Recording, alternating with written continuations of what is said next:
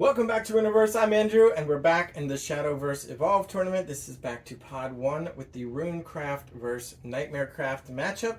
Runecraft lost against Forestcraft, but this is their chance to redeem themselves. Otherwise, Nightmarecraft will have a chance to become the supreme winner of the pod, or in fact, Forestcraft will, which is definitely the deck that we'll see in the next matchup with this pod. But win or lose, this is the last we'll see of Runecraft. It is their turn to go first, and we'll start out with an empty play point orb and then pass the turn. Okay, and for Nightmarecraft, they'll get their play point orb and draw a card and pass back. Rune goes to 2. And then 2 current play point orbs, which they will spend to play Crafty Warlock. This is a 2/2. It can evolve for 1 into a 3/3, but in both this form and the evolve form, if it dies, they get a magic sediment. So we'll just put him out and pass back. And playing a follower with Evolve does remind me that the Nightmarecraft, as the second player, should have 3 evolution points to work with, but otherwise get our play point orbs up and draw. And then spend 2 to play the Spartoy Sergeant, so it's a 2/3. It has Fanfare, put 2 cards from the top of their deck into their discard pile. And that's going to matter because Nightmarecraft uses the keyword called Necrocharge, which is a conditional ability whether you have 10 cards in the graveyard. So now they are 20% there, but otherwise this follower is just going to come into play and wait. Rune goes to 3 and 3. So Rune is going to pay 1 and evolve the Crafty Warlock and evolve it into the Crafty Warlock Evolved. And actually misspoke. When he dies, he makes a magic sediment token. If this evolved form dies, he gets a magic sediment token and gets to add 1 sediment to an amulet in play. And if you saw the previous video with Rune, you can see that matters. Sometimes they will be spending those amulets or the tokens from them. So he's now evolved. And I did make this mistake in the previous video, but the followers cannot attack other followers unless the follower were already in the act state. So then it could attack. But in this case, the only option for what this Warlock can attack is going to be the enemy player directly. And now that it is in the act state, it will be a potential target of an attack. That's going to put Nightmare down to 17. And Rune is actually going to save their other 2 play point orbs. Go to 3. So now I'm thinking if I attack for 2, this will then be in the act state and vulnerable to attack by this 3/3, which would survive but kill this. So I might want to do something else. And I don't know if this is the best use of the card, but I'm going to play Undying Resentment. It's a spell. It is a quick spell, but I'm just going to do it now. It says it deals 3 damage to a follower, and I put the top card of my deck into my graveyard, so that's card number 3. That will kill this, sending the evolution back to the evolution stack face up, and this to the graveyard. This will go to our graveyard as card number 4, and then I'm going to play Summon Bloodkin. It's going to give us 2 bats, 2 vampire bat or forest bats. They look like that. We get 1 into play and 1 into our EX area, and so we can pay a play point to play this from the EX area later on. And this spell goes to our graveyard as well as card number 5. So we're halfway. Now we can attack with this with a little more safety, putting them down to 18. But as Nightmare ends their turn, Rune is actually going to pay 1 to play Insight, which is a quick spell. It just says draw a card. So we draw 1, and then we can start our own turn going to 4. I don't know if this is going to be great. We're going to pay 2 and play Penguin Wizard. So he's a 1/4, he can evolve for 1 into a 3/5, and when he does evolve, he gets to stand right away. But he has the ability that we can act him and discard a spell to draw a card. So that'll help fill our graveyard up with spells, because a lot of cards in the Rune deck have spell chain for a particular value, and they count how many spells you have in your graveyard. The Penguin's ability, I believe, can be used immediately. The Summoning Sickness only applies to attacking. I think I'm going to use it. So we can't use it as quick. We have to use it during our main phase, but I'm going to discard this spell. The spell's not bad. 4 is a little pricey, and let's see if we can fill up our spell chain and draw into something better. We'll keep our 2 play point orbs up for something else as we pass. Now Nightmare has 4. We're going to pay 1 to bring out this Forest Bat, and then we're going to pay 3 to summon the Wardrobe Raider. It's a 3/3, and it says it evolves for 0, so I think we'll go ahead and pay 0 to evolve her into the Wardrobe Raider Evolved. So she's a 3/3, and when she evolves, we can send a follower to the graveyard in order to destroy a follower. So this is a bit vague. I'm not sure if I'm supposed to discard it from hand, but I'm assuming I have to sacrifice one. So I'm going to sacrifice this Forest Bat in order to destroy the Penguin. Our opponent didn't commit to leveling it up yet, but when they do level it up, they get a free extra activation out of it. So we'll get that out of their available options and bring her out. We're also developing our board at the same time, and then we can attack for 1, 2, 3, putting them down to 15. But at the end of the turn, Rune will spend their 2 saved points there to play Fire Chain. It's a quick spell that lets you choose 2 followers and divide 3 damage among them. But I think they're just going to put all 3 onto her, the 3/3, and they can deal with a 1/1 and a 2/3 in other ways. And then go ahead and start their 5th turn. Then they're going to spend 3 to play Demon Flame Mage, and then spend 1 to evolve it into the Demon Flame Mage Evolve, which has the evolution trigger to deal 2 damage to all enemy followers. So that puts this Sergeant down to 1 health left, and we're going to have our 4/4 out. We could attack it immediately. So let's go ahead and do that just to remove whatever shenanigans they might have. So then she's down to 2 health, and the Sergeant is gone. And this should have been in our graveyard. And with 1 left, we'll pass back. Now Nightmare's got nothing on the board. We're going to play for 3 the Playful Necromancer. She's a 3/3. She evolves for 1, which we're going to pay with one of our evolution points in order to bring out the Playful Necromancer Evolved. And when she evolves, we get 3 ghosts, and the ghosts have Storm, but they also die at the end of the turn. So Storm means they can attack right away against the followers or enemy. So we have options for that. And we're going to send 2 of them one at a time at this follower here to finish her off with 2 more damage and take her out of the equation. And then 1 will go to our opponent directly, putting them down to 14. And we'll save 2 and lose the ghost. Go to 6. We're going to spend all 6 to play a Mithril Golem from the starter deck. It's a big 5/6, and it has Fanfare, deal 3 damage to all enemy followers. That's going to put Playful Necromancer down to 1 health. It does have Spell Chain Condition, so if we had 7 spells in our graveyard, it would deal 5 instead. If we had 15 spells, it would deal 5 damage to all enemy leaders as well. But we only have 3 spells in the graveyard, so we'll just make our 5/6 and settle for putting her down to 1 health remaining. Nightmare did save a spell to deal 3 damage, but I don't think that's good enough. So let's just start our turn here. We'll have the Necromancer attack directly for 4. We can't target that with the attack, so put Rune down to 10. And then we're going to play 2 Midnight Vampires. So they say that our Forest Bats have Drain, and Drain means when they attack and deal damage, we gain that much health back. And on top of that, they each bring a Forest Bat with them. So we're going to have a full field here, full field of 5 as we pass back up to 7.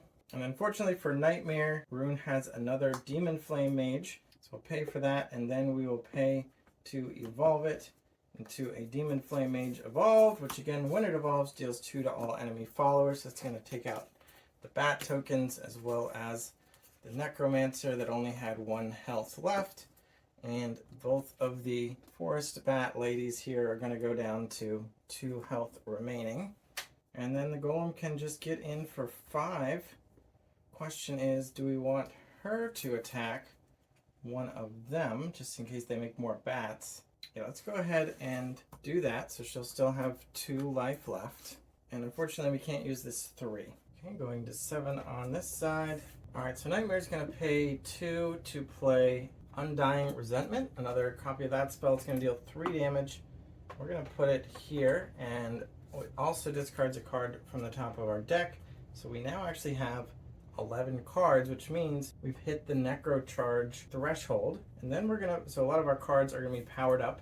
We're going to play Cerberus for 4. Now she does evolve. Unfortunately, I do not have the evolution of her, so we're not going to be able to do that. But When she comes into play, we get either a Mimi or a Coco into our EX area, and they are both spells. I only got one of the tokens, so that is one of them, and then the other one we'll use this blank token for. One of them we can pay 0 to play it. They both actually cost 0, and one of them deals 2 damage to a follower, and the other one gives +2 attack to a follower. So we're going to bring out Cerberus, and then we're going to use Coco, which is actually this one, so we're going to play that for 0 and give +2 attack here, which we'll then immediately use attacking for 4 more against the Mithril Golem. So they will trade with each other. And we got that big guy out of the way. And with 1 play point orb left, we will leave that for now. Okay, up to 8. Okay, Rune is going to spend 2 to play Sorcery Cache. This is a spell that lets them look at the top 4 cards of their deck, add a spell to their hand, and add a spell to their discard pile. Fortunately, there's only 1 spell. We're going to go ahead and add it to our hand. It's another Insight. And then these all go to the bottom. We now have spell chain 4, but we're going to play the Insight to draw a card, so we have spell chain 5. Which is nice because now we can play Lightning Shooter. And she says, Fanfare, deal 2 damage to an enemy follower, but Spell Chain 5, which is what we have, she deals 4 instead. So we're going to hit this for 4 and get that off the table, and then we can attack for 4, putting them down to 8. We have 1 orb left, unspent. And I'm just realizing that this Mimi spell deals 2 damage. We could have finished off this at some point and avoided that 4 damage, but I'm not going to rewind it. So we'll see if we live to regret that mistake and for how long. But we do have a nice big play here, which is Alucard for 7. Now he's a 4/4. He has Fanfare, gets +2 attack if we have Necro Charge 10, which we do. So he's going to be attacking for 6. And he also has the ability that when he attacks, or strike is the name of the ability, he gets to deal 4 damage to an enemy follower immediately and add 4 to our leader's defense. So we'll go ahead and just attack our opponent for 6, putting them down to only 4. And we use that strike ability, which actually happens first, to gain 4 health, and also, you know what, we will take out her, and we will use this to deal 2 damage here just to reduce our opponent's board to rubble. And Rune is running out of time if they want to do anything fancy. They have played the Mithril Golem. Let's see what else. And I just came to 2 big realizations. First of all, I totally forgot that we should have a magic sediment from when we had the Crafty Warlock evolved. His last words ability was that we would get a magic sediment and actually add a stack to it. So it should actually have 2 stacks instead of 1, and that's going to be relevant. We're also going to play Teachings of Creation for 1, and that is an amulet with 1 stack, and it also says Fanfare, draw a card, so we get another little stack. You know what, let's go wild. We're going to play Sammy, Wizard's Apprentice, which we just drew. She's a 2/1. She evolves for 2, which we're not going to do this turn. And her Fanfare abilities, we can look at the top card of the deck, and we can put it in the discard, and it's another Sammy. I think we will discard that. If we evolve her later on, she will have all players draw a card, but we're going to use our 7 orbs here to play Arch Summoner Erasmus, and he is a 6/8. He has Fanfare Earthright, meaning we can spend a stack token, so we are going to spend this one, which means this will go to our graveyard. We still have 2 more for later, because the same ability that he's about to do on Fanfare, he can also do as an active ability, and that is to deal 6 damage to a follower and 2 to its controller's leader. So we're going to hit Nightmare for 2 and take out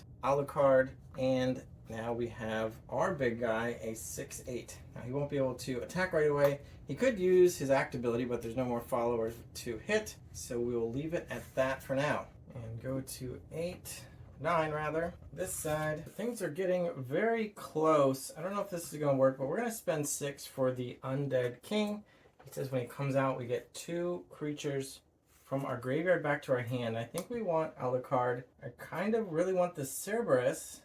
We can get another Mimi and Coco, and in fact, when I was looking for this amulet, I found out I do have Mimi and Coco, so here is Mimi in case you were feeling a sense of loss about that. But I don't think we're going to see them again this game, but I think instead I want this playful Necromancer back. So we're going to bring out the Undead King, and we're also going to play the Necromancer and evolve her for 1. We're going to spend our second evolution point and get another copy of that playful Necromancer, who is going to bring us 3 ghosts. And now we can use these. We can't attack them because they are not in the act state, but we are going to use these to put our opponent down to 1 health.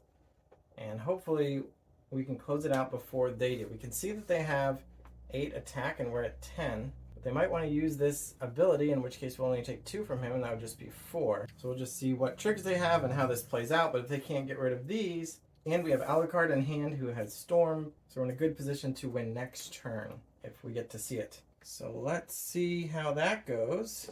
10 play points for Runecraft. It's definitely going to be hard for Rune to deal 10 and or prevent all 3 attacks. So they're going to play another Insight, just draw a card. Puts them up to Spellchain 6. It's not quite what they need. We will evolve her to the Wizard's Apprentice Evolved, and that's going to give both players a card, so hopefully it doesn't help them too much. Then we will conjure Golem for 1, which lets us put a guard form or strike form Golem into our EX area. And we're going to take the guard form, so that costs 2, which we will play from our EX area right away.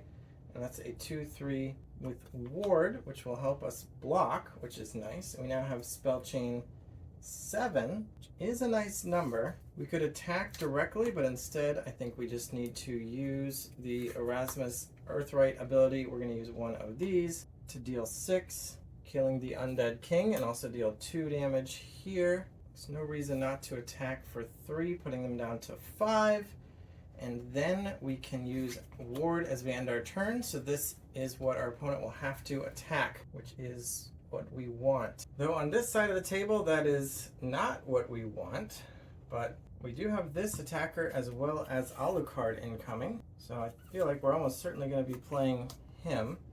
That's going to give us 2 attackers that gets us through the guard and then deals at least 1 damage. Of course, he gets his +2 again from Necro Charge 10.